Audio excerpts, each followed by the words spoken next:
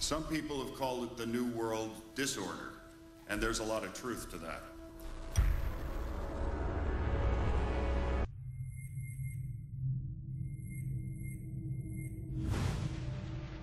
University and institutional chairs.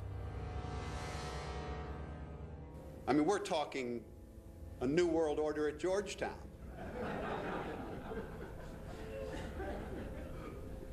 And we'd like to be very much a part of it and continue to live. This is a world that is likely to be dominated in the near future, and perhaps longer, by the Gulf War and the New World Order, which is the buzzword of the moment. So the secret of a new world order, and at this point it's just a slogan, but it does have some historical background in terms that orders have succeeded each other over time. The secret of this is to learn how to use coalitions. We are effective in the United Nations.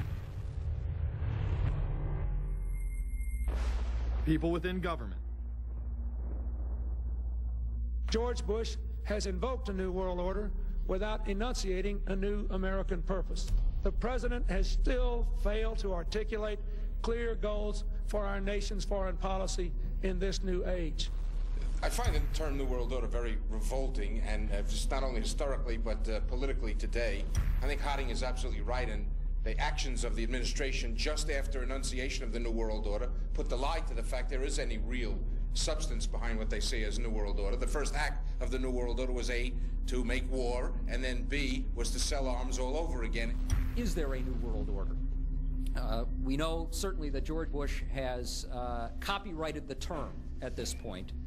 In the aftermath of this war, though, is it an empty vessel into which something will be poured? Is it the appropriate term to use? Is it going to be a new world order, or will disorder be just as significant in this process as we look ahead? Let's start with Madeline. I think that we have, in fact, kind of had this term thrown at us, and many of us have not liked it, partially because of the previous historical connotation, and partially because I think it doesn't really deal with the way the world ought to be or is at the moment. But we are far from seeing a world order, and I'm not sure that it is in best U.S. interest to have a new world order in which we are the policeman. While many began to become critical of this order, the term began to evaporate into the background.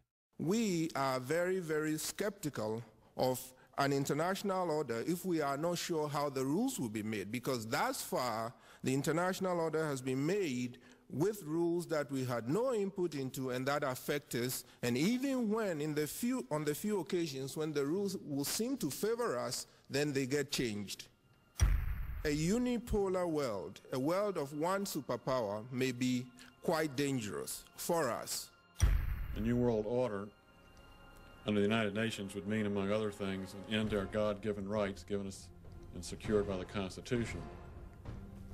The New World Order, which now has been called by some the New World Disorder, and by some people on the more liberal persuasion, the taking over of the world by the Council on Foreign Relations, the Trilateral Commission, and the UN to put us all in slavery.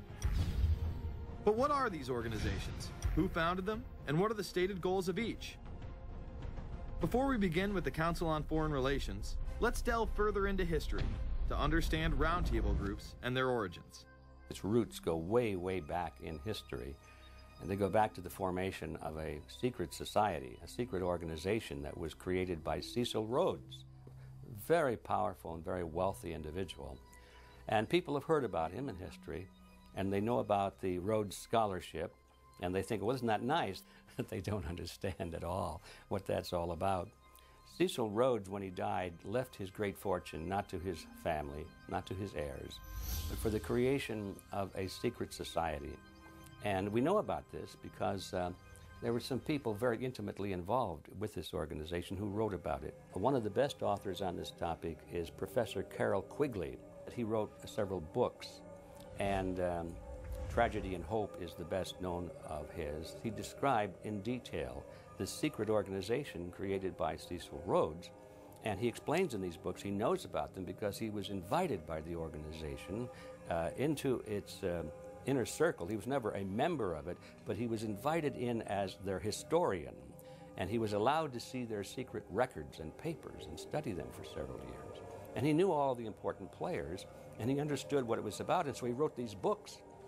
And it's an amazing thing because he laid out in great detail what the purpose of the organization was and how they were the major players in all of the big international events since and including World War I. The bottom line is that you take the roots of that organization and you find out that they created in all of the British dependencies what they call roundtable groups. And then around those little roundtable groups, they created front groups. And the purpose of these front groups and roundtable groups was to penetrate into the governments of all of these different countries, to penetrate into the media centers, to penetrate into the educational systems. In other words, to penetrate into the social fabric, the power centers of society, and literally take them over from the inside without anybody being aware that they were controlling influence. After World War I, the International League of Nations arose as a precursor to the United Nations in 1919, under what seemed to be the vision of President Woodrow Wilson and his 14 points. The League of Nations was the first attempt at the New World Order, the first attempt at a global government based on the model of collectivism. And it was the brainchild of the elitists, the ancestors of the very people who are still working on this project. They're collectivists, the very wealthy people. They're the ones in this country who dominated the powerful tax-exempt foundations, like the Carnegie Endowment Fund for International Peace, the Rockefeller Funds, the Ford Foundation, and groups like that.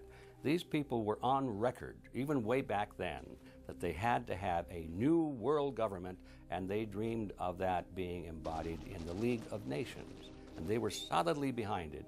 And that was one of the reasons those people encouraged the United States into World War I, was because of the crisis of World War I, and that would also condition Americans to thinking of making big changes in their system, because we certainly don't want another war like that, do we? There's that fear angle again. And they thought, well, by being in World War I, then we would be a major participant at the table to carve up the world and create a new world government. And that was to be the League of Nations. Well, what happened to it is that the American people didn't really go for it. Wilson was aware of the elite and their control over society. In his book, The New Freedom, published in 1913, he discussed such a group. Since I entered politics, I have chiefly had men's views confided to me privately. Some of the biggest men in the United States, in the field of commerce and manufacture, are afraid of something. They know that there is a power somewhere so organized, so subtle, so watchful, so interlocked, so complete, so pervasive, that they better not speak above their breath when they speak in condemnation of it. Ultimately, this insight did not spare him from becoming yet another puppet of the global elite. You're watching Invisible Empire, A New World Order Defined. I'm Alex Jones, the producer of this film. I have produced 5 of the top 10 films in internet history, whether it's Loose Change Final Cut, Endgame, The Obama Deception, or Fall of the Republic. Yes, we've made informative, well-documented films, but the real credit for the success of these documentaries lies with you, the viewers. My friends, Invisible Empire is so important for people that need a crash course in the history of the ruling class and what this establishment is setting up. Please support the filmmakers so we can make future documentaries. Visit Infowars.com. Purchase the high-quality hard case DVD that has over 30 minutes of expanded extras. Make copies of that because it's the best quality available. Give it to everyone you know. Have public showings, whether it's the library, a local theater, or your home. Get it out to everyone you know. Get a PrisonPlanet.tv membership. Download all my films in high quality. Burn them to disk and give them to everyone in your community. If we expose the globalist, there's no way they can carry out their hellish plan. The destiny of this film is in your hands. You've made our previous films incredible successes. I'm counting on you now. So again, Infowars.com to get the DVD or call toll-free 888-253-3139 or see them all in incredible high quality at PrisonPlanet.tv. The ball is in your court. PrisonPlanet.tv is a better tool than ever in the info war. Over 6 years of my radio and TV shows, all my films in super high quality, my book, Paul Watson's book, all there, 15 cents a day. Your support of PrisonPlanet.tv empowers the resistance to unlock minds worldwide.